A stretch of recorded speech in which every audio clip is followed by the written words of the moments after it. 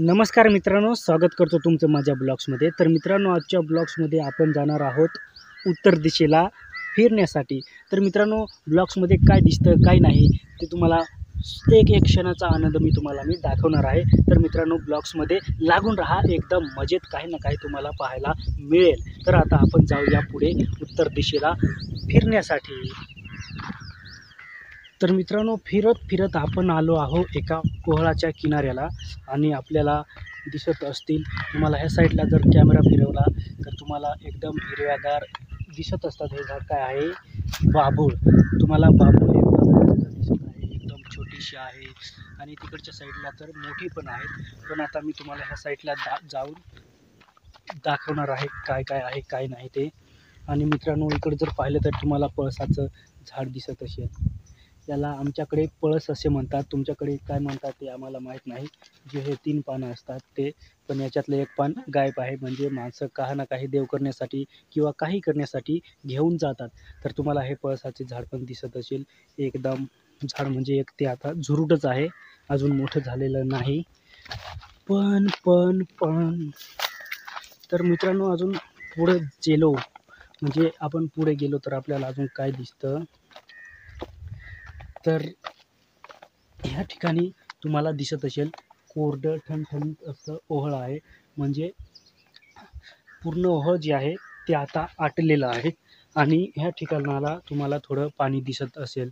थोडं पाणी आहे फक्त इथं, ते पण आता जनावरांसाठी किंवा थोडं घरगुती कामासाठी माणसं इथून पाणी नेतात। आणि ह्या साईडला पाहिलं तर तुम्हाला आता हे दिसत असतील फळं। मित्रांनो, हे जे फळं आहेत ते जामणीचे फळं आहेत। म्हणजे आमच्या इकडे याला जांभूळ असे म्हणतात आणि खूप फळं आलेले आहेत। पण ज्यावेळेस ते पिकतील त्यावेळेस आपण याचा सेपरेट ब्लॉग तयार करणार आहोत आणि तुम्हाला चांगल्या पद्धतीने दाखवणार आहोत। तर मित्रांनो, हे अजून छोटे आहेत, एकदम तोरणं जेवढे तोरणं असतात ते साईडचे आहेत। म्हणजे अजून हे यांची साईज जी आहे ती फुल होणार आहे, म्हणजे साईज वाढणार आहे। नंतर ते वाढून मग पिकायला सुरुवात होईल।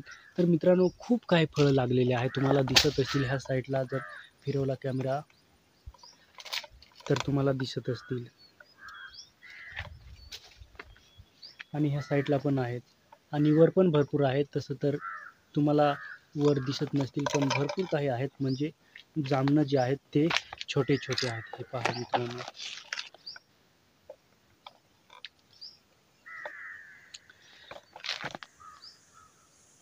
तर मित्रांनो, हे झाड तुम्हाला दिसत असेल। आपण थोडे अजून पुढे आलो आणि हे तुम्हाला झाड दिसत असेल, म्हणजे ही पेटार आहे।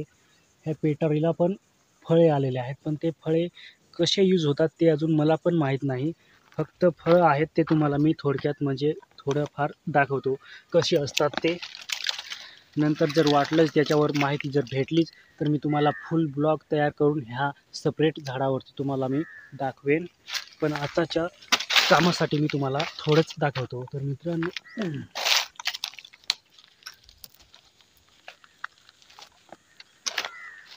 हे पाहू शकता तुम्ही, हे आहेत पेटारीचे फळं।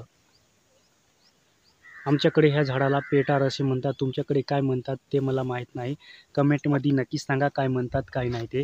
तर मित्रांनो, आजच्या ब्लॉग्स वाढत चाललेला आहे, त्याच्यामुळं आजचा ब्लॉग्स आपण इथंच खतम करून टाकू आणि पुढच्या ब्लॉग्समध्ये तुम्हाला काही ना काही नंतर अलग पाहायला भेटेल, म्हणजे वेगळं काही पाहायला मिळेल।